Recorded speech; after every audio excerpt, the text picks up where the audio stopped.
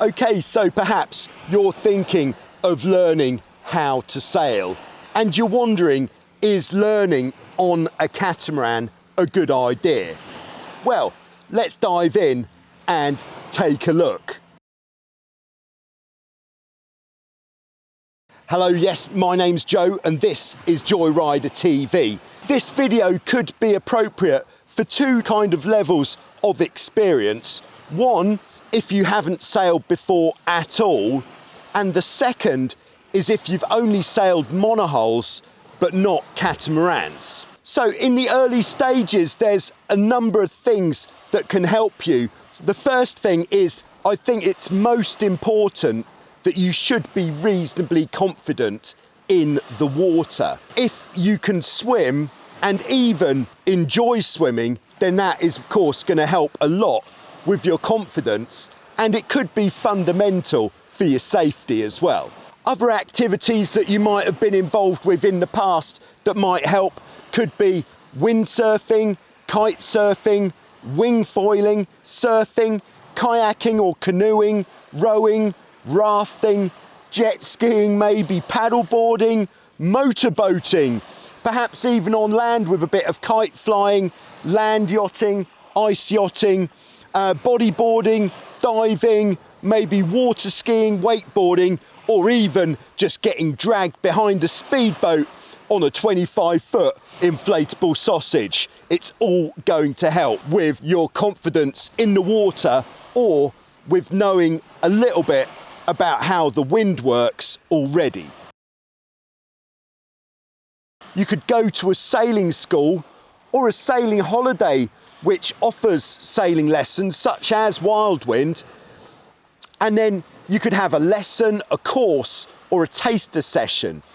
This is likely to give you a real boost to your level, your confidence and to your safety when you eventually take the plunge and get out there with your own boat.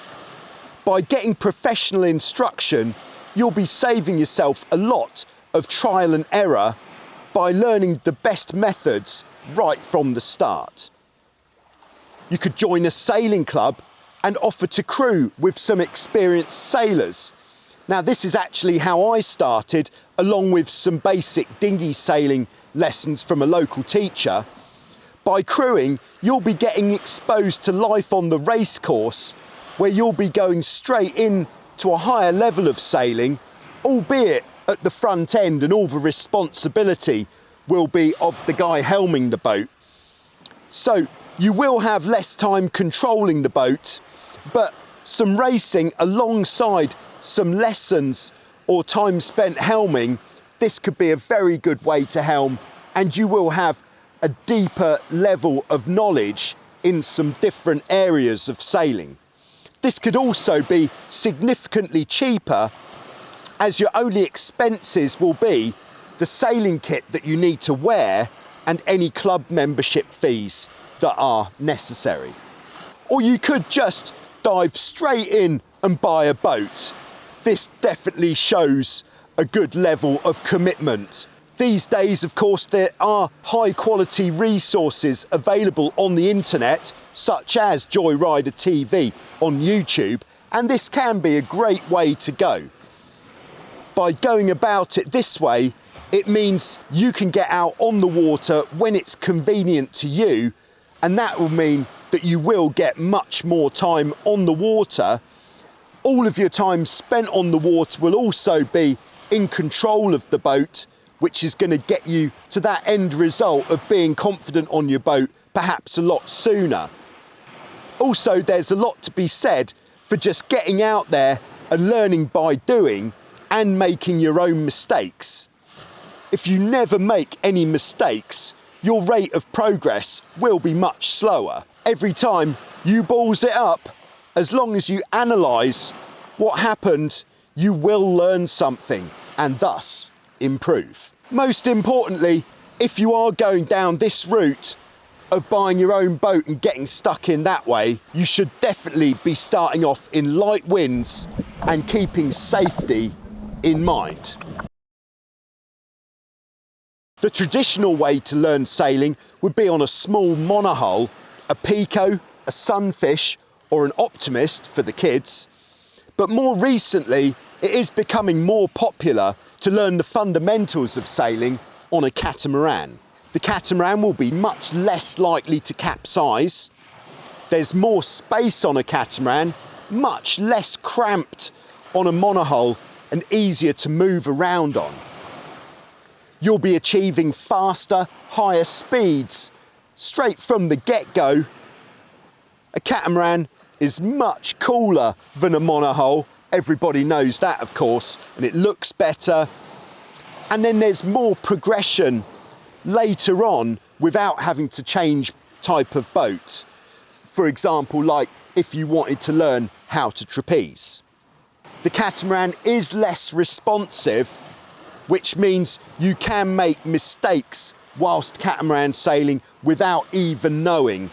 For example, if your sail is in the wrong position, you will still go along, but just a lot more slowly.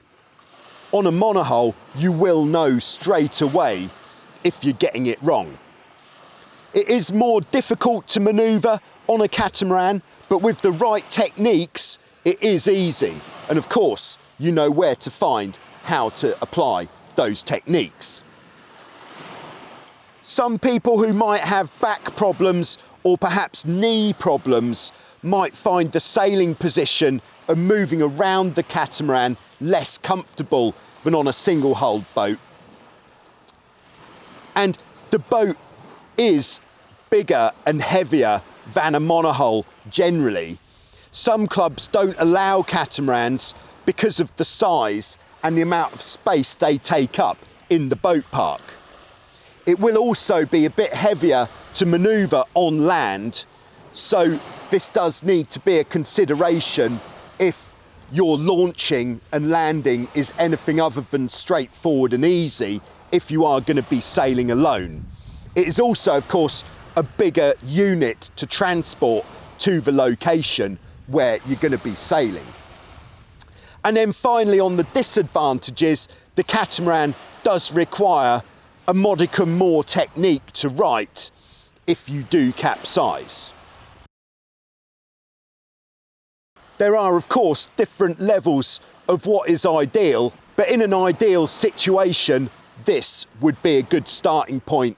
A lake or reservoir, or a location with no or little tide or current would be ideal. Plenty of space and not too many other water users. You want to be looking for easy launching. A good slipway or access point will certainly make getting your boat into and out of the water much easier.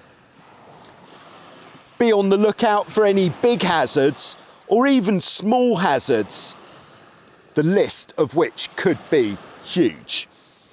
Underwater rocks, commercial boats, ships, perhaps angry or potentially threatening creatures, or perhaps angry or potentially threatening fishermen.